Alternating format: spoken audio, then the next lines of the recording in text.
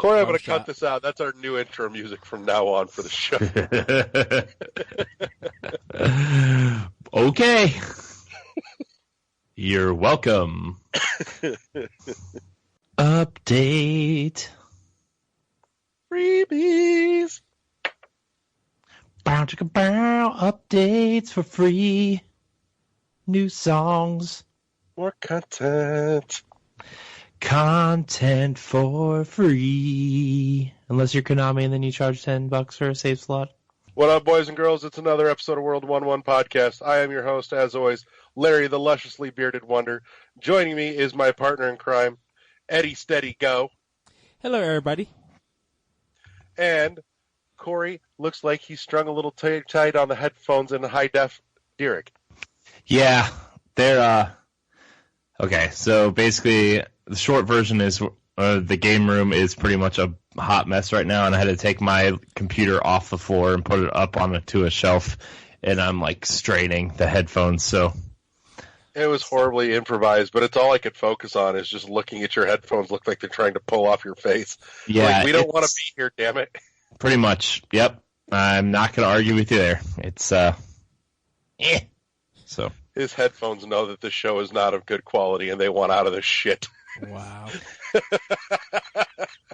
No, well, these are all the ones I got with my Switch, and like what I should really do is get a new pair of headphones because I can literally only hear both of you out of my right ear. Because they're like the crappy ones that PDP put out, and like I was like, oh, well, they're Zelda. I want them for my Switch, and guess what? Only one ear hole works. Ever since I got them, they only work it.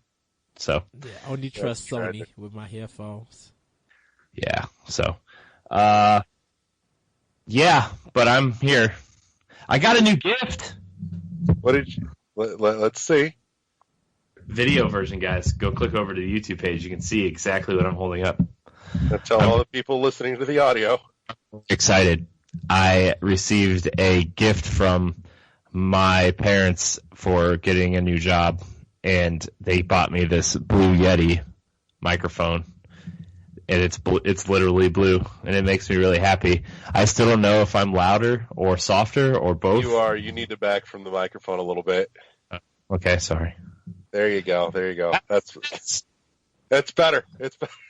We can't hear you. It's perfect. Oh, now I see how it is.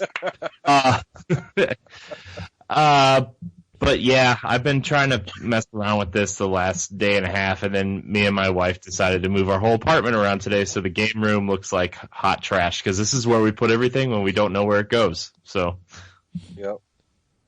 Our rooms are always the first to go. Yeah. You'll learn that real fast. Yeah. Well, so that's going to be my job this week, is cleaning up this game room and making it look like it's a functional human being walks in here instead of like, I don't know, somebody raided the place. So that's why I'm so glad not to be having kids. Yes. So Corey, what have you been playing this week? Tell me all about it. I need to know. Dude, I mean, look, I have been playing a lot. So basically, again, why my computer is up on a table instead of on the floor is I've been trying to stream stuff and record stuff for the YouTube channel besides just the podcasts and the bonus shows and stuff. And that's pretty much what I've been doing. I played a bunch of Super NES Classic, a bunch of NES Classic, and Ed watched me and made fun of me the whole time. Because I was playing Mega Man X and I got in the giant mech. Why was I not invited to this shit show? Everyone's invited. You didn't tell me any of this shit was going on. I just told Ed to make sure my audio quality was okay. Right. Because I needed to know. It was a test run. Yeah, it was a test run. And then the next day I played a bunch of Switch games. Bayonetta has been my main focus lately. And then Celeste, that game is getting frustrating to me. I'm grinding my way through the wind level right now. I think it's like the 5th level. I don't know. Judging by third level. I don't know. It might be the 3rd level. Might be the That's 4th where level. I'm at because it's the start of the mountain, the hotel, and then the wind. Yeah. Okay. Then it's the 3rd level. I don't know. I don't know how far I am because some people are saying this game takes like 4 hours to beat, maybe, and I'm like almost 3. So I'm like, well, I probably have at least 4 more hours to go because I suck so bad. So I say I've probably got at least 4 hours worth of deaths. yeah, dude, I think my death count is in the 500s already. Wow. It's really bad. So, but other than that, not really much of like anything meaty. Mostly just a bunch of games to try to test out the OBS and the streaming stuff. So, I did play a lot of N++ this week also, though. Yeah? That game so much. I love it so much. I love it so much. I love it so much. N+. It's so good. It Did makes it? me so happy. So, but yeah, that's kind of all I've been playing. I don't really have anything new to talk about. Bayonetta is really good, though. Just want to point that out. Bayonetta is really good. If you haven't picked it up, you should pick it up. If you own a Switch or a Wii U, you should pick it up. It's good. I've got it on Wii U where I actually have both games on a physical hard copy. Nice. So do I. Air 5. None of this And 5. Switch download code half and half bullshit that needs Yeah, to why stop. are we the only region that didn't get a physical copy of 1? Because it's horseshit. Because Japan got the Climax Edition, and Yeah, I think they- Europe got the Climax Edition, and they both come with physical copies of 1. Probably because it was easier, cheaper for America than it is in What? Japan. Yeah, well, I don't Then want. why would they do it there? I want collections. Okay. We are willing to pay money for this shit. Just give it to us. This is Legacy Edition for Samus Returns all the fuck over again. Well, Yeah, I mean, I'm what Europe, like they're a big Sony kind of fan base in Europe, so they got to kind of put those kind of editions out to get people to buy more Nintendo products. So that's Eddie, why you sound like a Europe apologizer. I'm just saying, but that's why. That's why Europe always get those special editions. Plus, they get also the delays. So, they use that so they could get the game. They could get sales for it. In Japan, they're bigger in collecting than we are here, because those special editions, they'll pay more for them to have. So. Well, Eddie, tell me what's been spinning in your disc tray this week. Doom. For Xbox One, I got 5 more levels to go. I just got the BFG. I guess it's like a classic weapon. Yes, for the it is. Doom series. Right now, I paused it and then I stopped it because I had something to do. But I'm close to getting to the end. By the looks of it, with 5 more levels, I'm probably got like 4 more hours to do, and then I'll be done with the game, depending on how long the battles are and how long I can survive them. Been doing some of the rune trials. I'm missing 5 of them right now, and one of them I skipped. I didn't do because my shield level is not up yet, and I kind of need that shield in order to stay alive, and to beat it. Because like if my shield is not there and I get hit, I'm dead. It only gives you like 1 health point for it. So doing that, played Tomb Raider, the definitive edition. It just looks so beautiful still to this very day. So, I forgot that we played that. Yeah, I think on this playthrough, I'm going to try to get everything. It's because it's been a while since I played it. And I kind of want to go back. I want to go back and I want to do my best to unlock everything, for all my weapons and for all my skills, and try to collect all the collectibles and try to like really 100% this game. So really enjoyed that. I was going to jump into DMC Devil May Cry, but Due to work purposes, I had to go to bed, so I couldn't play. I was really ready to play that game, and I think I'm just gonna try to do it on extra hard, like give myself a really good challenge. Because every time I play like on normal, I just blow through the game with quickness. So I kind of want to make the enemies harder, and work on like some new combo skills to survive. Kind of really want to challenge myself in that. Play Infamous Second Son. Game looks beautiful. I'm still at the beginning of the game. Every time I play that, I get to one point, get to the city, and then I stop playing it.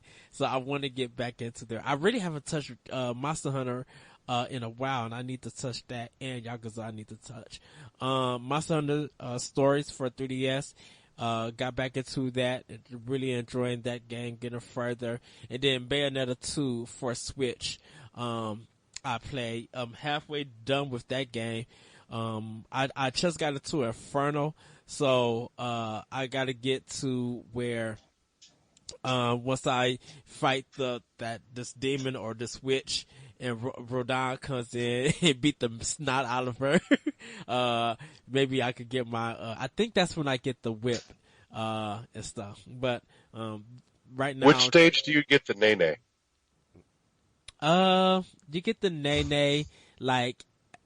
That's bonus DLC that you have to pay, or if you got the, Is that a $5 microtransaction? Yes, it is. No, it's Speaking of microtransactions, by the way, did you see that Konami is charging $10 per save slot for Metal Gear? I think they announced that Wednesday or Thursday. Because I know I see that on the know. I don't think they announced it. I think someone just found out by playing. Well, it became a news story because, like I said, I watched the know. So they reported on that news story that it was $10 to save, and I'm like, wait, when the heck did this happen? Because I was watching the Game Informer talking about the game and their experience with it.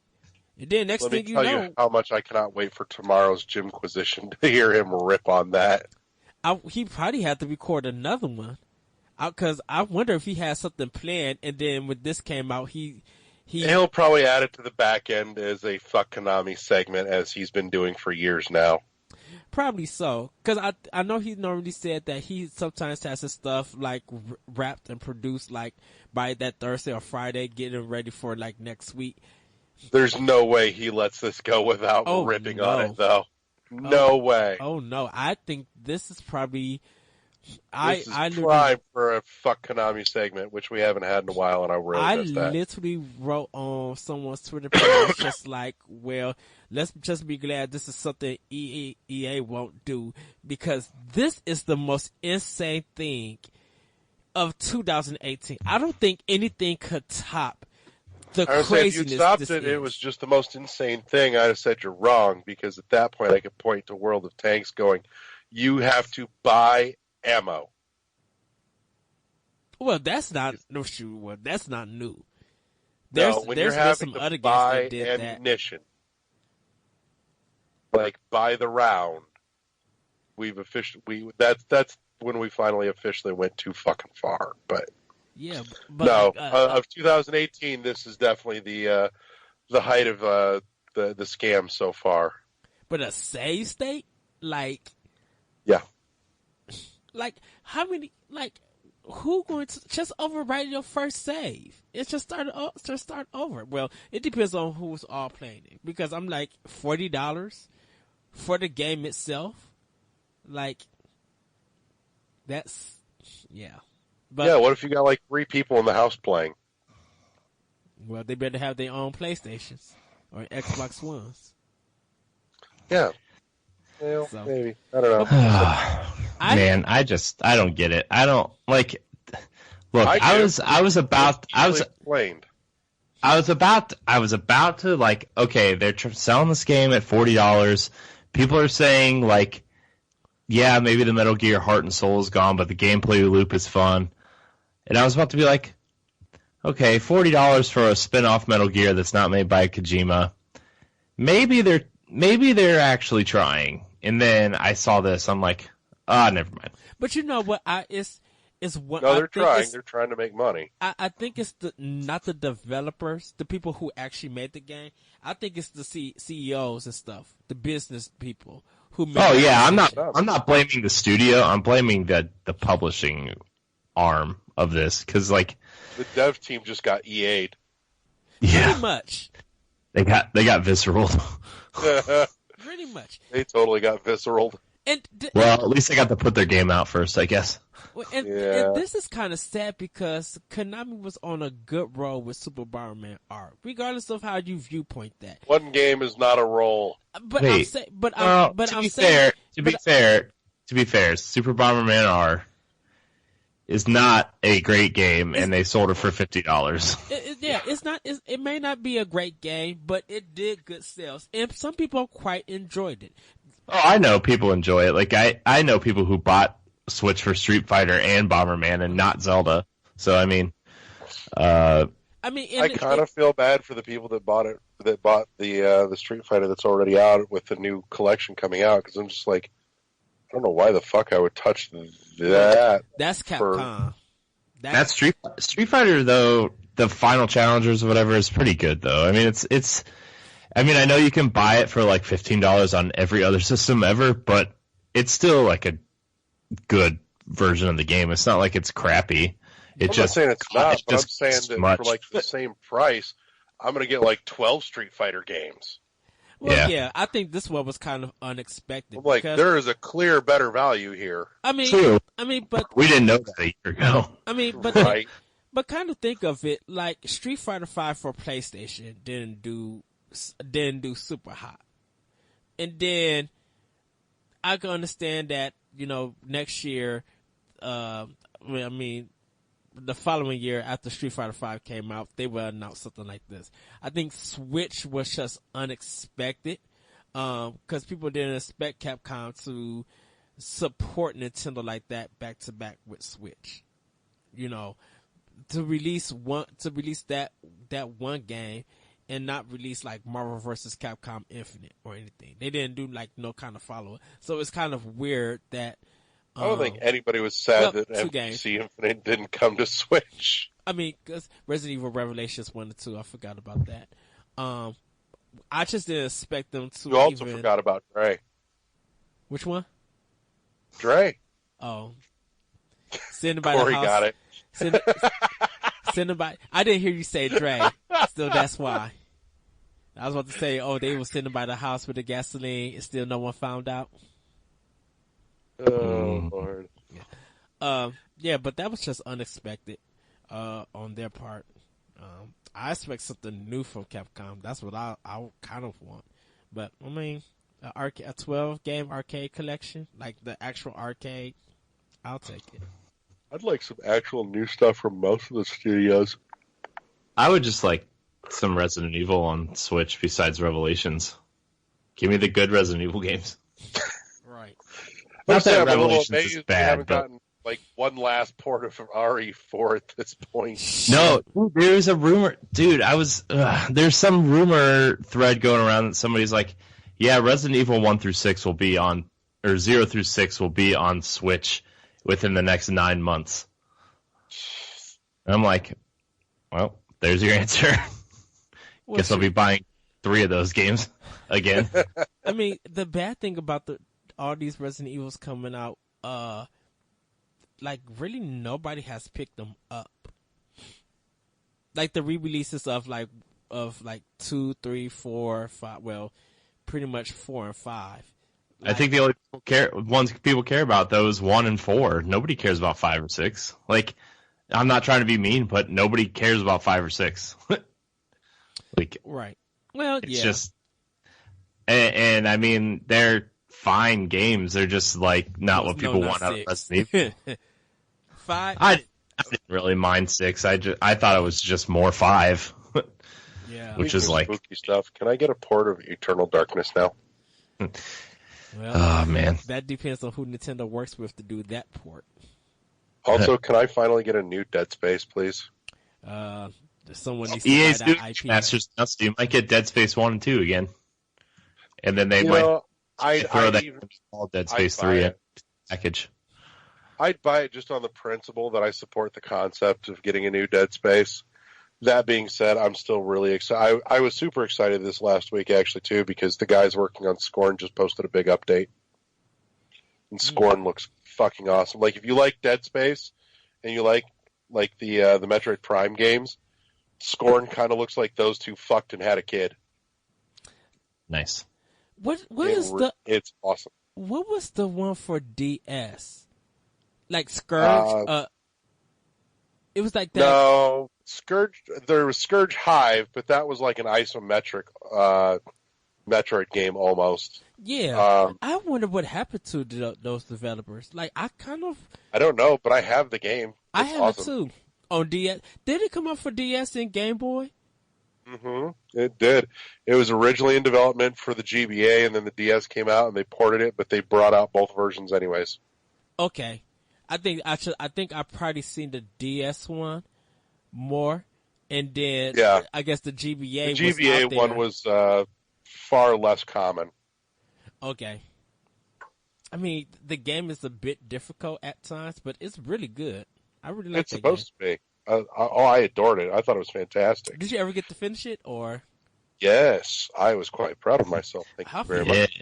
How long is that game? Less than 10 hours. Okay.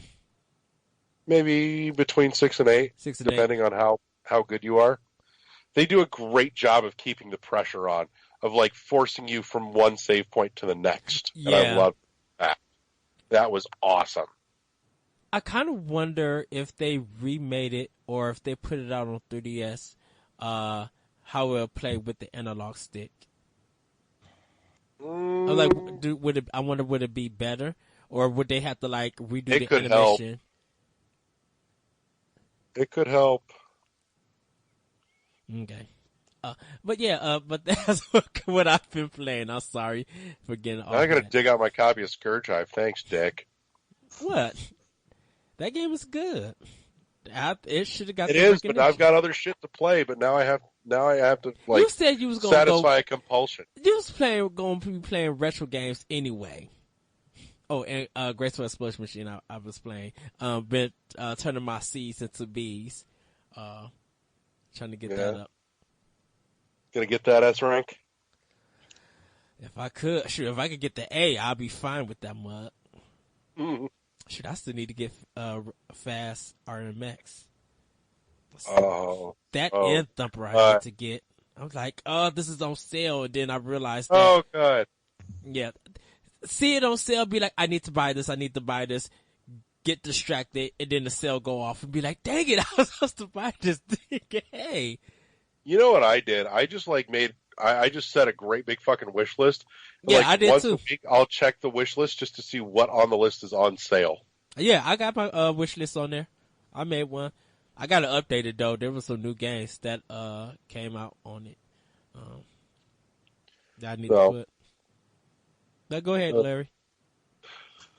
What did I play this week? This week I played the Flame in the Flood IRL edition.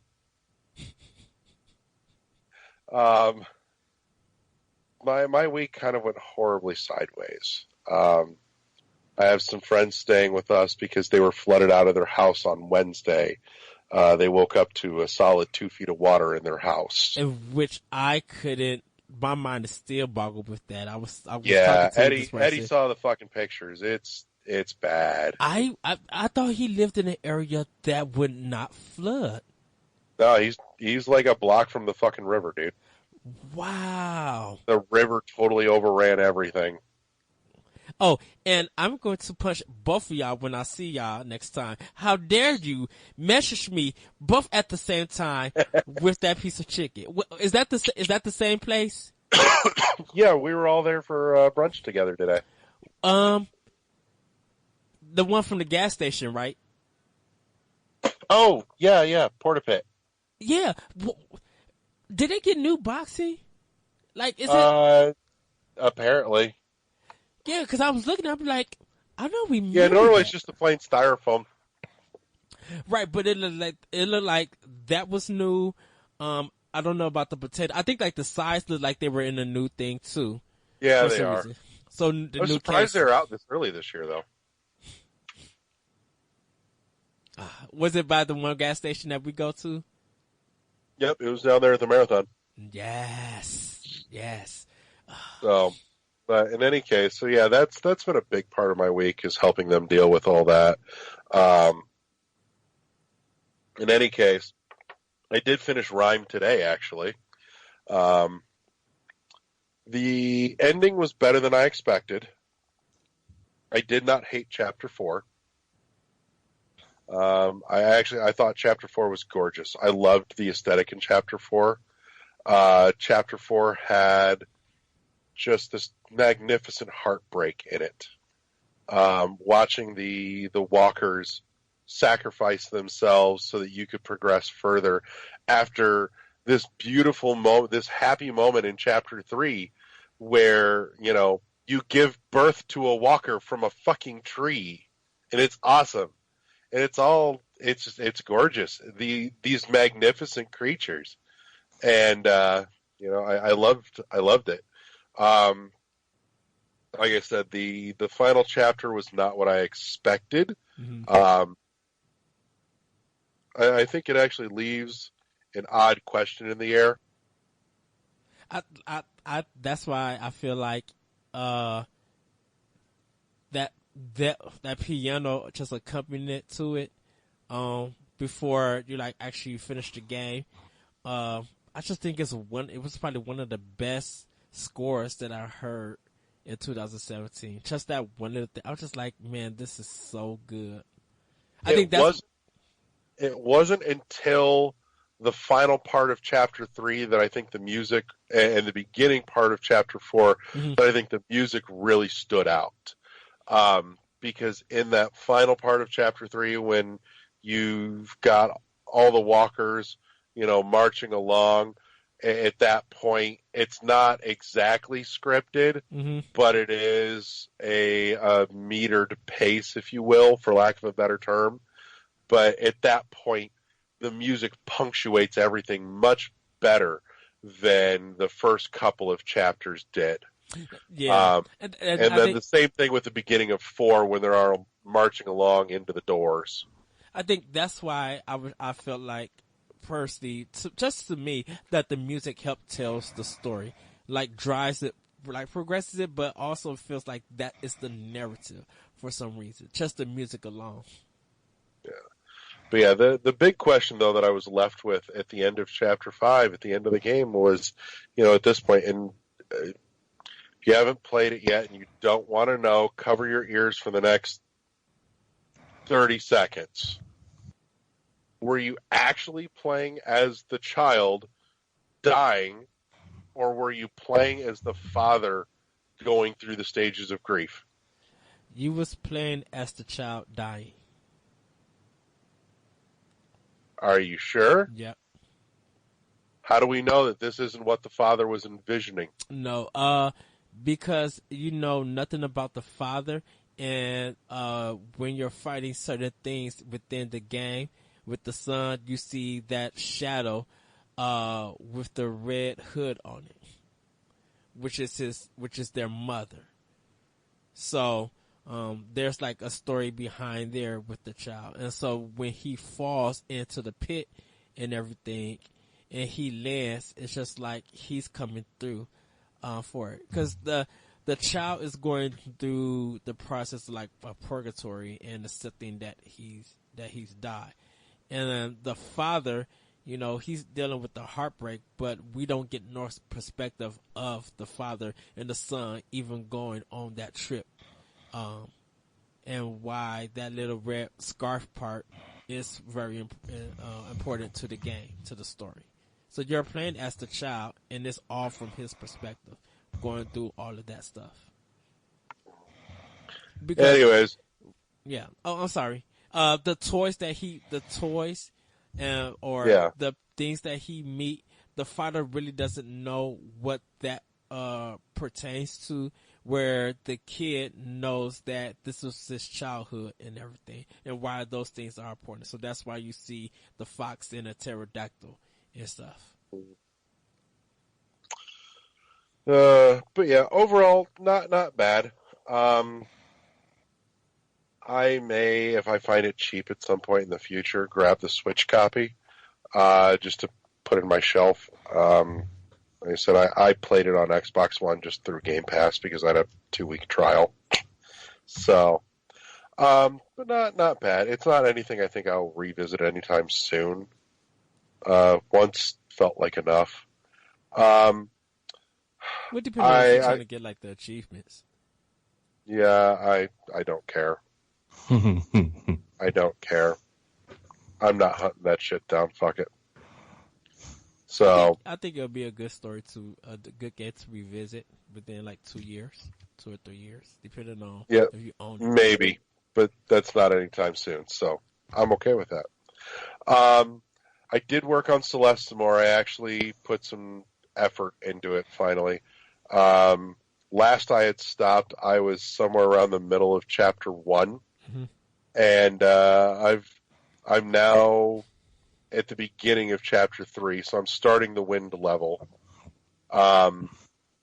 First and foremost, fuck your pragmatism, Madeline. Fuck your pragmatism. What a pain in the ass.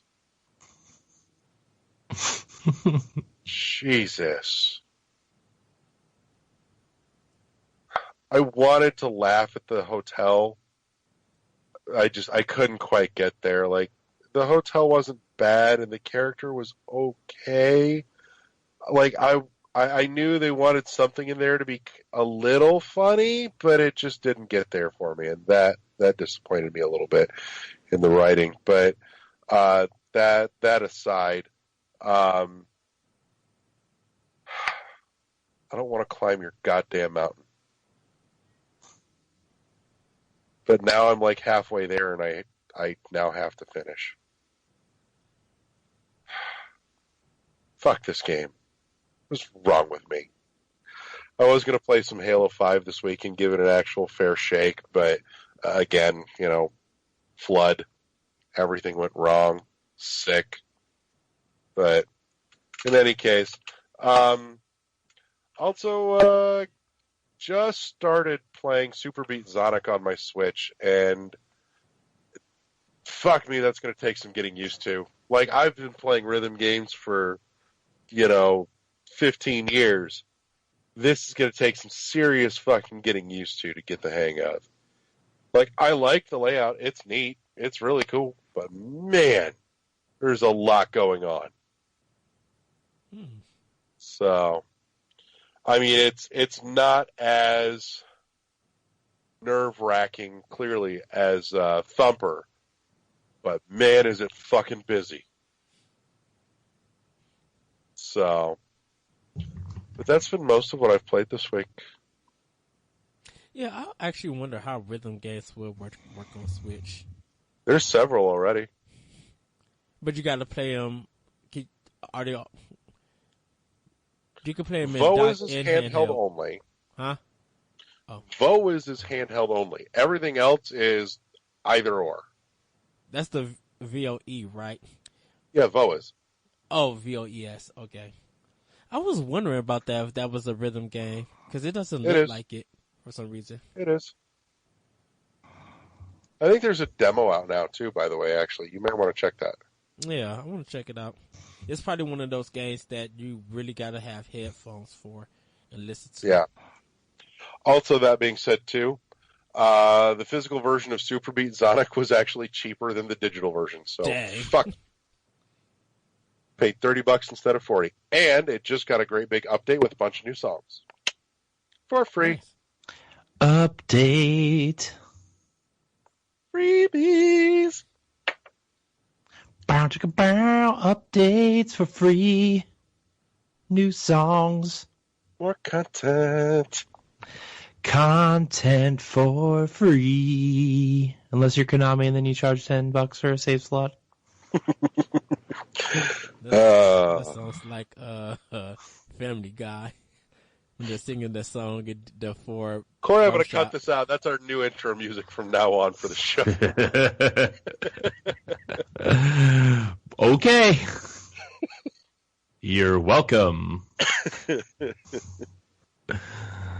Oh, boy. What have we done? I don't know. Dude, for having a weekend off for once in my life, this has been just a long week. Yeah. But I'm not working at the moment, and this week I've had no fucking free time. Is that how it works when you're supposed to have free time? You never have any? Pretty much. Like, a whole fucking week went out the fucking window without me being able to accomplish a goddamn thing that I wanted to. Oh, no. So, anyways, so news this week. We apparently went back in time about 20 years because we've started blaming school shootings on video games again. Yeah, that's sure. Hadn't heard that one in a while, and I had to stop and go, wait, did they say what I fucking think they just said? Yeah. Man, it's been Kentucky. Like, I had to rewind the fucking video. It's been one of those weeks around here because, like, can I? I'm sorry, Corey. It's fine. Go. Because no. If we're gonna blame video games about the mass shooting, we actually can blame the NRA because they got 2 PlayStation 1 games. So can we blame them also because they're part of the problem since they got a video game? Sure. At this point, apparently you can just blame anybody you fucking want, whether there's anything to back it up or not. Right. So I'm going to start blaming Oprah Winfrey. Did you see what Trump said? He said there should be a rating system or something. Why everybody in the world looked at him just like, there is. You mean the way everybody looks at him all the time? Pretty much, to be yeah. fair, half the parents that are buying their kids games probably don't know it either. Yeah. I saw this video that pretty much sums up every game store. Every game store ever, and it was like this mom on her cell phone and this probably 7 or 8 year old girl walk up to the girl. She put Kid as 1, 2, and 3. Yep. Yeah, those and game titles were fantastic. And Shooter Slut 7 or something. And I'm like, what is happening here? I really felt like this scene needed to be done by the guy that played Randall Graves from Clerks.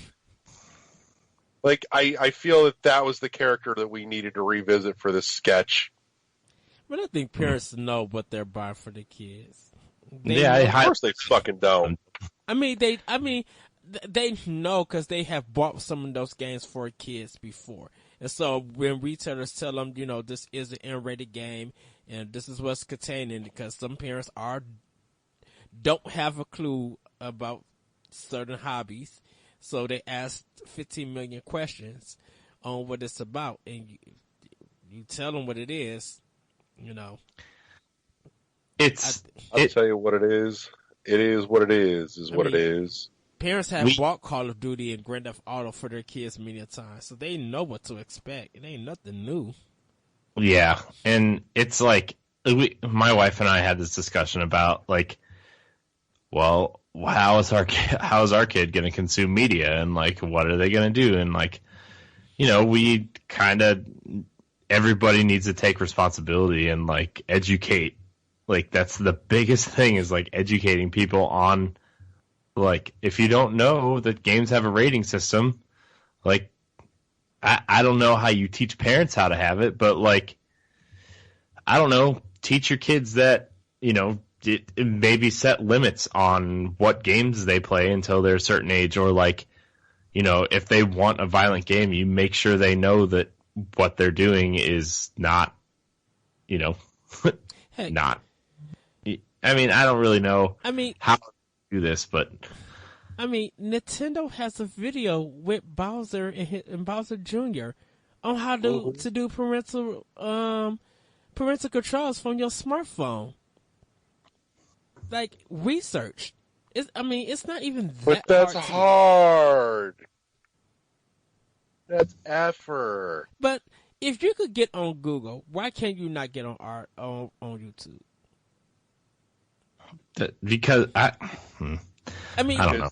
I don't even know what to tell you. I was when my parents babysit my cousin's kids, They are on the iPad and on YouTube. They're 4 and 7. Like, they're on YouTube watching stuff. And one moment he's looking at like Legos and stuff, and just by the sheer recommended videos on YouTube, he clicks through, and all of a sudden he gets to that. I don't know if you guys saw it, but that fan-made Darth Maul video where he's like literally murdering like 20 Jedi out in the woods. And I'm just like, no, but I'm going to need a link to that now. How do you like? How do you even come across that when you're looking at Star Wars Lego figures and then you work your way 3 to 4 videos? I don't know. It's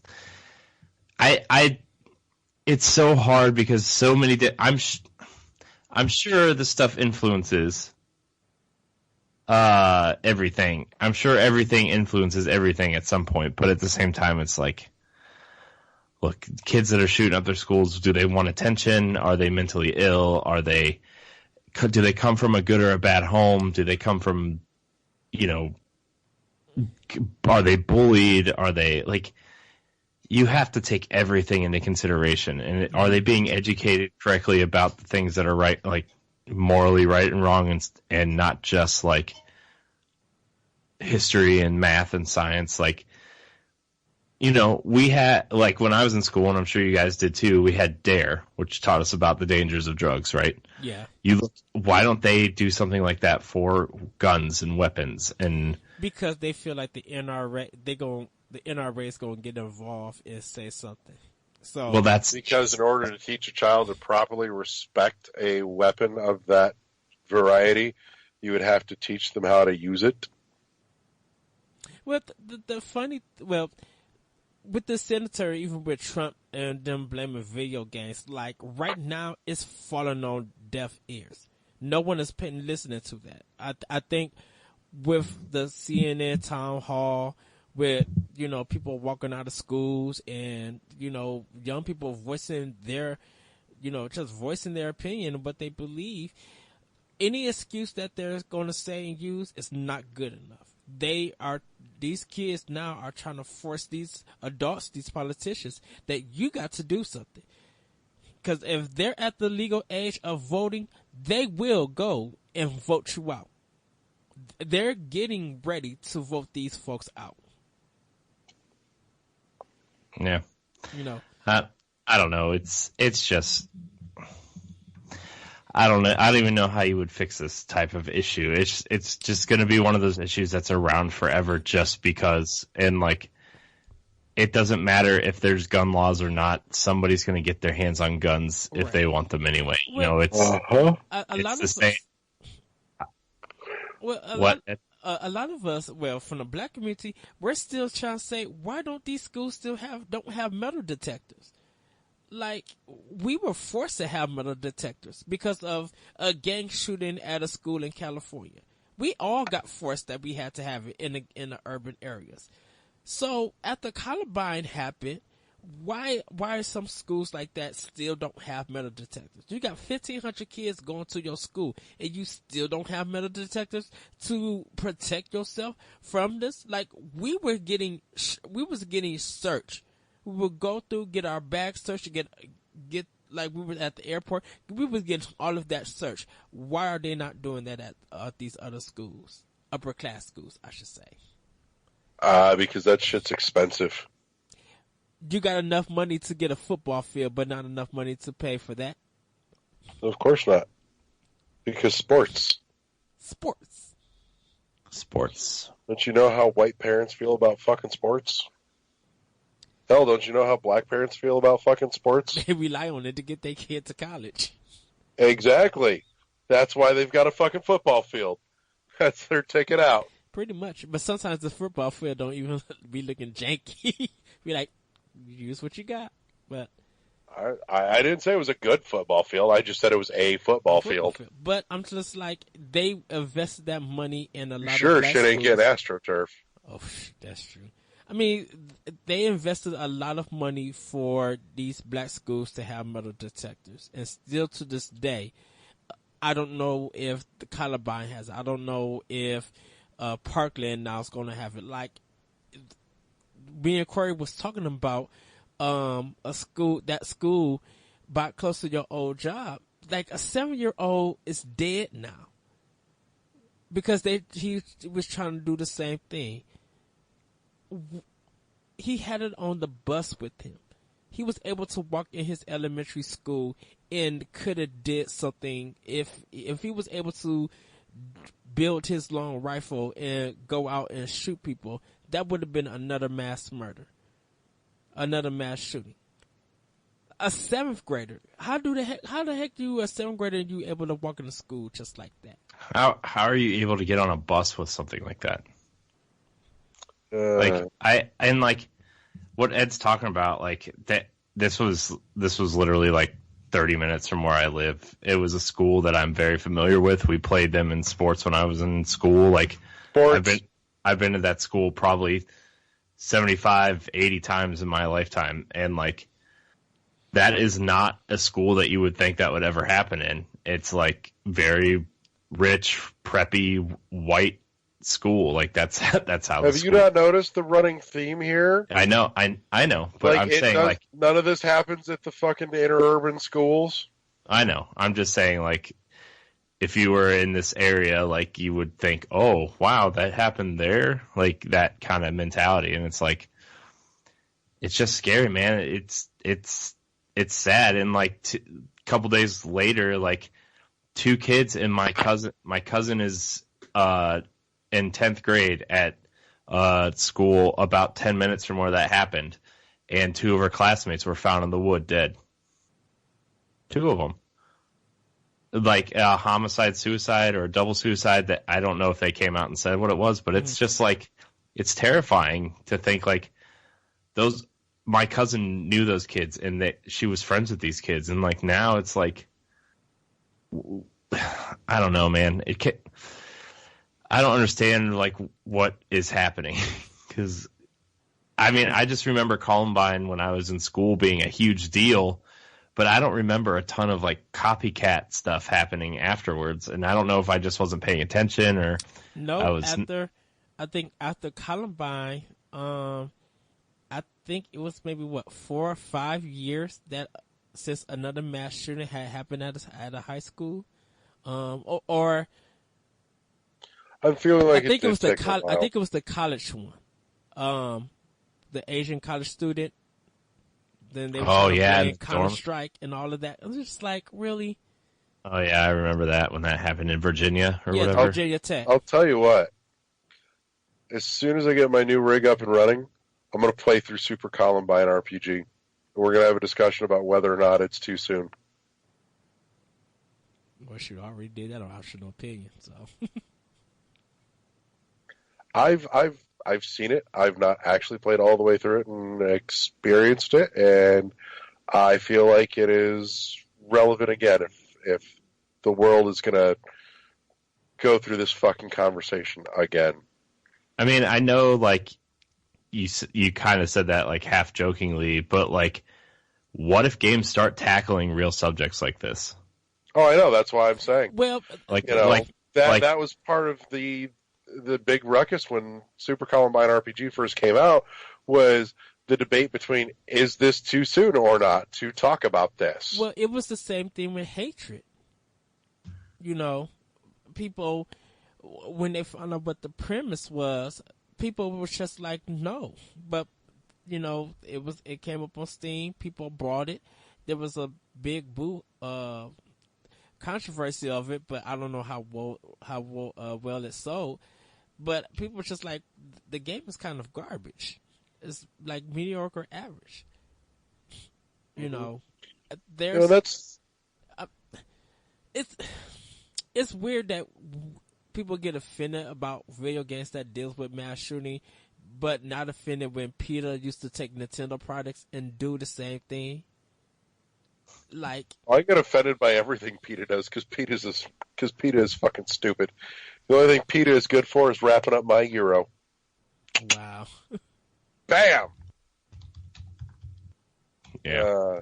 But no, this does raise another good question though. Is, you know, does a game have to be good in order to justify its existence if it tackles a heavy subject.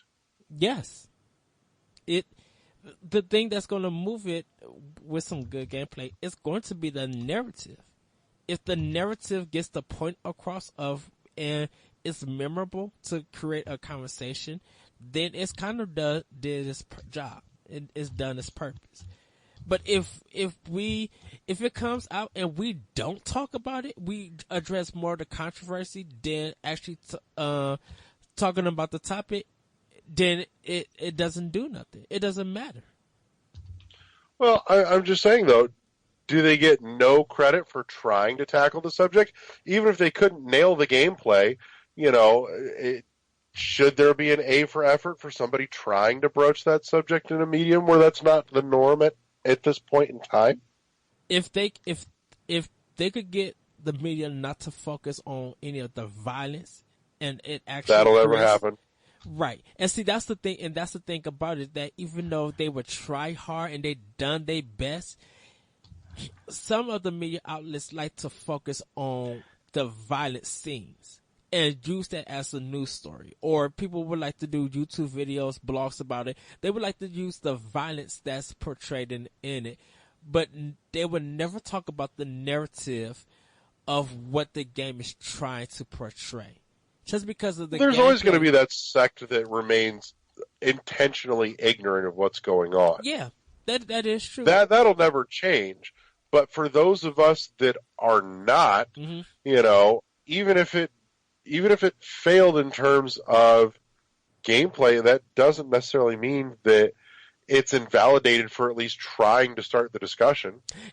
Like I said, if the narrative is strong, yeah, I will give it up to people who are trying to do it in a creative way to address a topic.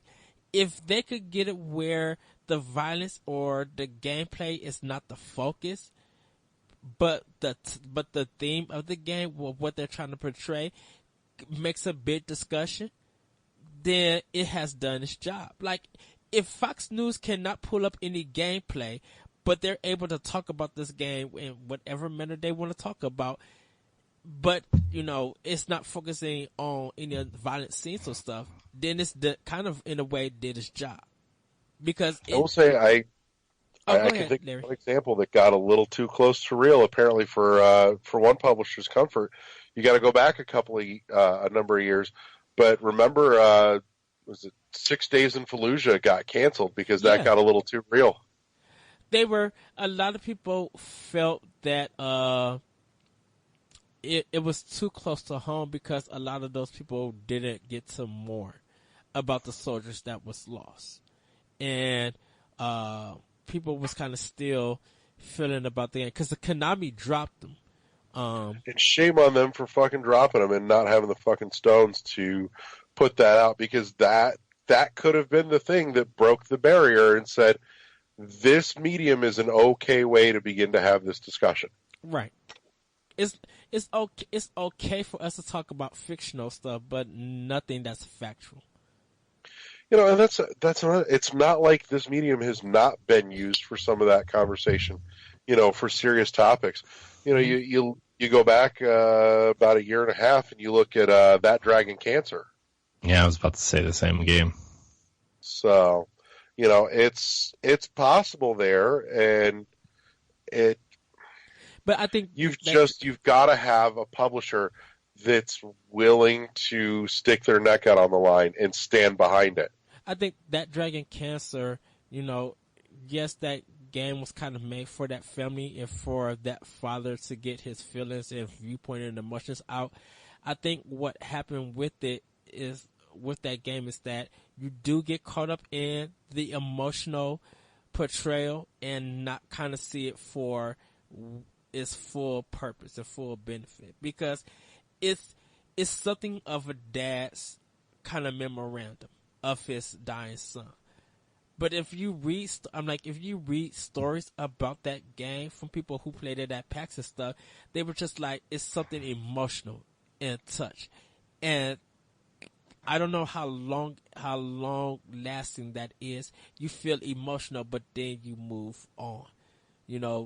I think that Dragon Cancer, if even though it may be emotional, if that could make you realize what cancer patients are going through and doing more research and why probably visiting patients and stuff like that is important, you know, the research and donating and stuff, like people who are, if that game could do a stuff like that for a lot of people that's just feeling emotional, I think Dragon Cancer really would have got its point across. Yeah. I thought it got its point across, but maybe that's just me. I think, maybe that's the danger of this medium for having this conversation, is so much of it can be interpretive. Yeah, it really is. You run the risk of somebody taking what you were trying to convey and not understanding it. And I think, as a matter of fact, a perfect example of this is listen to almost any conversation anybody has ever had with Jonathan Blow. You know, he talks about the fact that he uses this medium to express something that can only be expressed through this medium. Mm-hmm. And when he hears somebody try and say, this is what I think it means, the answer is always, you got part of it, but you're missing the important part. Mm-hmm. And so I've never heard him say once that somebody 100% understood what I was trying to explain or convey, and that's just as much of a pertinent danger. I think, and that's why it's important to play a game in full, whether you like it or not. Playing it in full without having people spoil it, and then maybe a month after the game has been out, then get your thoughts and be able to converse about it, because you don't really want to spoil it like 2 weeks after the game came out. You kind of want to give it time. I think you really need to play but as soon as you finish it, that's when you want that conversation, is immediately after. You do, but stuff like that, it kind of has to happen in a private matter where you don't want to put anything up on social media in a public for people to read it and feel like it's spoiled. You know, it's kind of changed right now. But like, Larry, if I came down to you and we talked about, let's say, the loneliness of Samus Aran when she's on her hunt, and we're just talking about loneliness and stuff, if we don't want to spoil all of Super Metroid or anything like that for people who haven't played it, let's just say Super Metroid just came out and we played it and stuff. We don't want to spoil it on a social media platform for people who are interested in the game. But me and you can have that personal one-on-one time talking about it and explaining and have our discussions about it. But like after, I don't know. I still think there's a lot of things in there. Just using that as an example, or even any game, I still think there's a lot of things in a game that you can talk about without it having to be screamed at as spoilers. Yes, you know, that I can sit there and explain why this game. What gives this game its atmosphere, its moodiness, without spoiling anything crucial or even moderately plot-centric to the game. You know, there's something to be said for setting an expectation for somebody. You know, say, hey, should I pick up a copy of this game, and why? At that point, you've got to tell them something about it. Well, yeah, you can. I think the themes, you sometimes don't want to spoil for people, or sometimes some scenes that happen in the game that it has a theme, but you have to describe what happens in it, you know, and people don't want the description to be spoiled for them. They're cool talking about loneliness, but they don't want to talk about, you have to run through this empty hall, you meet this, and you find these dead people, and all of that. Like, they don't want to hear that kind of description stuff. For some people, I'm just saying. Yeah. But, in any case, so yeah, that's the thing. Video games are not to blame. Fuck all you. Yeah, if you're still using that logic as an adult, it doesn't work anymore. You got away from that for quite a while, though. It was either going to be... You know what it was? I think what I'm more surprised at, that it took this long to come back around, or that it did come back around. That's what I'm trying to figure out. What I'm actually surprised about. This is the maybe this administration finally got around to playing Night Trap. Yeah, but this is the weird thing. Now, okay, so you want to blame a shooting on M-rated games? Okay, so was Leland Yee playing Grand Theft Auto when he got caught with his crime organization with the Chinese mafia? Because he was playing Yakuza, dumbass. Yakuza. Like the video game crimes that you think a kid would do. How are you a senator of a state and you get caught with that kind of crime? Like, if you are adults and a political figure and you doing crimes worse than what's being done in a video game, it's not the young kids playing them doing them. It has to be y'all adults.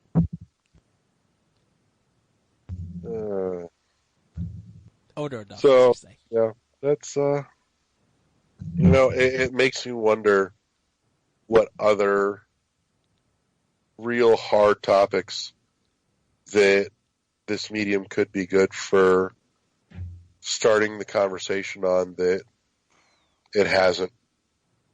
I mean, I've got one or two things that crop to mind that pertain to certain individuals, but, or they crop to mind because I know certain individuals that have experienced these things, mm-hmm. and I'm just trying to picture, what that would be like, what their game would look like if they chose to have that conversation in that manner. They should make a gun store simulator or have a gun shop where instead of when you go to the practice range, since they want to use M-rated games, teach you on how to shoot a gun. Only way that you could shoot something is you have a control pad. You don't actually shoot no guns. No. I mean, maybe a good way to educate too. Like, instead of giving kids physical guns, maybe a VR simulator or I don't know. Look, I just before you go, there are parents who still think that you could buy a cap gun at a toy store.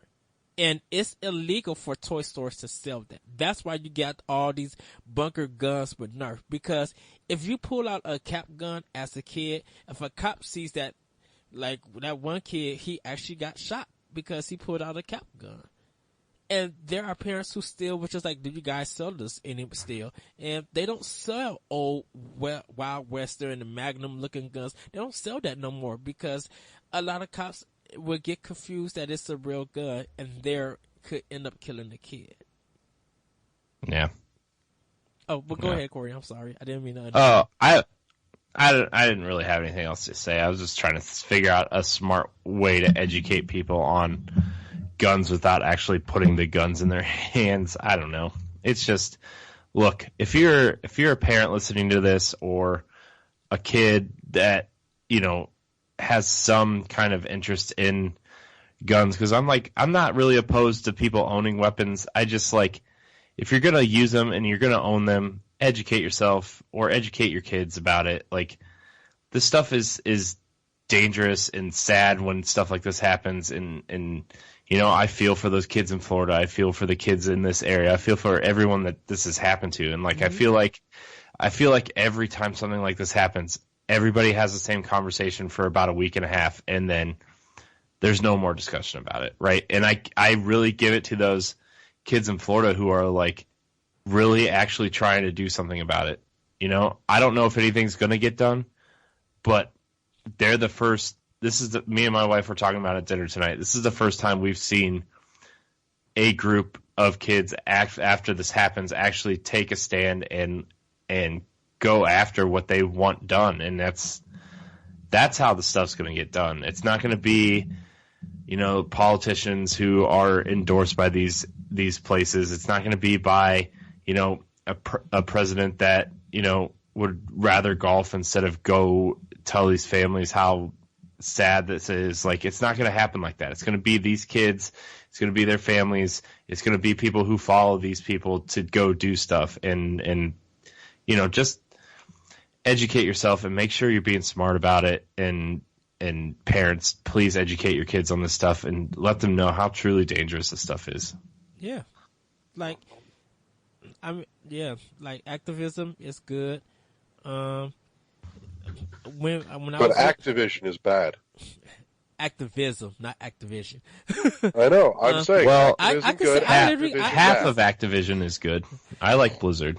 I could say this: when I went with Larry for the first time, when coming to see him, we went to a gun store. Larry let me shoot a gun. I was bad at it, but I had fun. It was a good training in Contra. You were bad at it, Ed. Yeah, it was a good experience that I had. And, but it changed your understanding.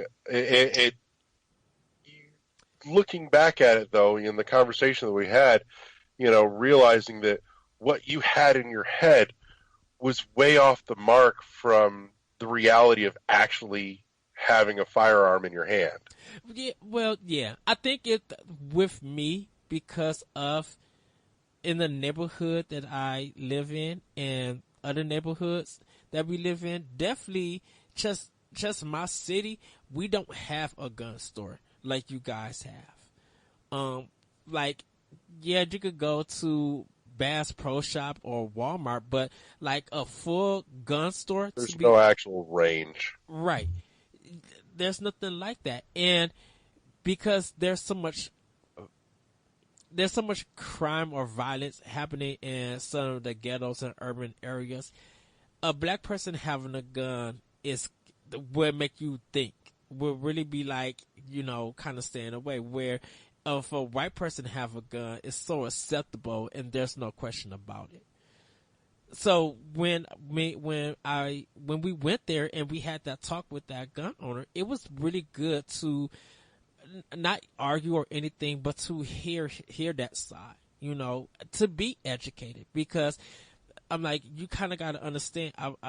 You got to kind of understand that if you were growing up in my area, you would have a different viewpoint of guns than if I grew up in your area. Right. So gun control, which is another discussion for another day. Which is like, why do we have that discussion about where we live and how we were, like the areas we grew up in? Like, why would we even have that discussion these days too? Like, yeah, stereotypes and assumptions. Why is everything so backwards? I thought we were on this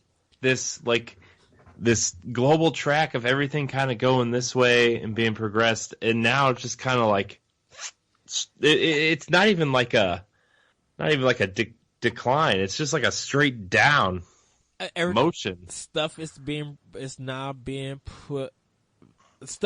revealed. And regardless of how you see it and how you view it, I think that we was in a time of such peace and unity, and everybody, just coming together. Like, things were, like you said, were on the right track. And I think right now, at this pivotal moment, that divide has become like a big part of people's social life and viewpoints and stuff and discussion, that is separating a lot of people nowadays. And all that work of peace and unity that we had in the past, it's just now falling apart. So, and it's sad.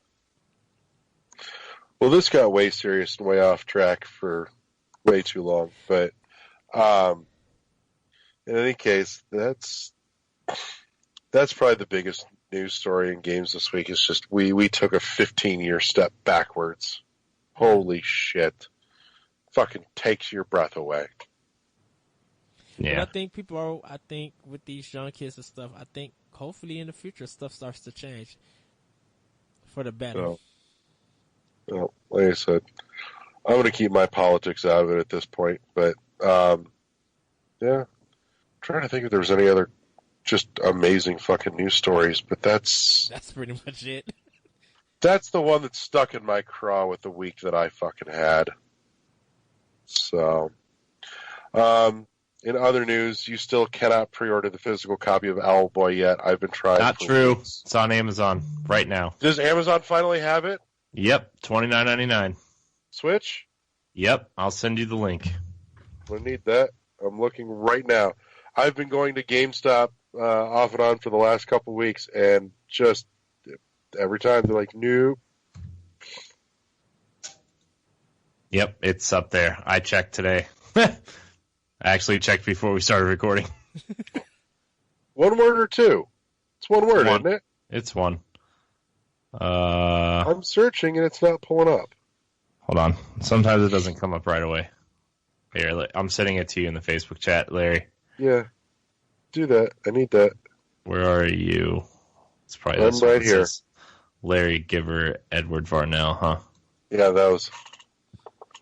So, yeah, other than that, oh, there you are. Okay. In housekeeping news, I am hoping that we will have a episode to put out next week, but I can't guarantee it as I will be out of the state. Ooh. Yeah, road trip. I'm not, no road trip. I am not excited about this. Airplane ride. We're flying to fucking ride. Arizona. Ooh, dry heat. You and wifey finally leaving this weekend? I don't care if it's dry heat. It's still bullshit. Scorpions. Fucking hate the heat. Larry, please dress up like Scorpion and lay in the desert for me, please.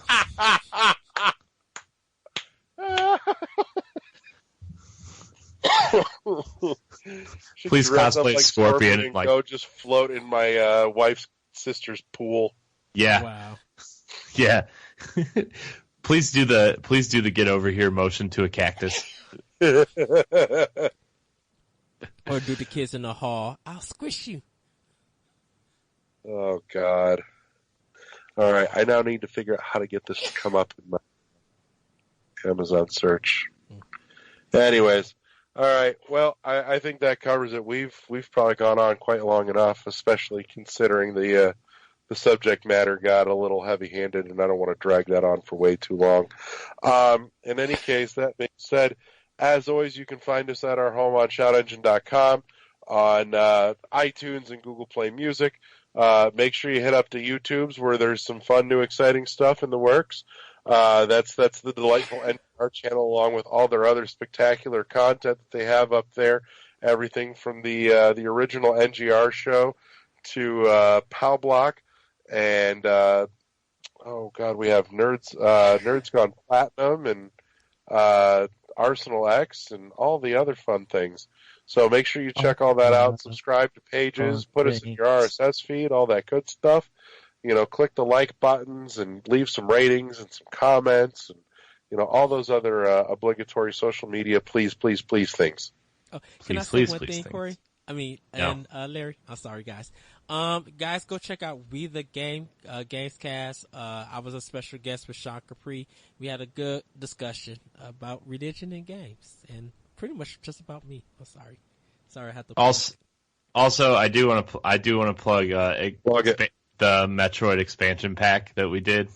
By the time this goes up, that episode will air. Oh, that was a good one. Oh my gosh. Ed and I were talking about what if Metroid Prime had a multiplayer mode, and then we spun it off into its own game. Why did you not invite me for this either? You have to hear it, Larry. Why was I not involved? I don't know. Because what we originally talked about spun a different way after one game, and then it spun after that. When you hear it, when you watch it, I know this is going to pop in your mind, Larry. It was a good discussion, though. It got real strange, but it literally could have been an episode of Power Block itself. Probably. So. All right. Well, boys and girls, that's it for us. We'll see you potentially next week. All right, everybody. See you next time on World 101 Podcast. Bye. Bye. Maybe the game room will be clean next time.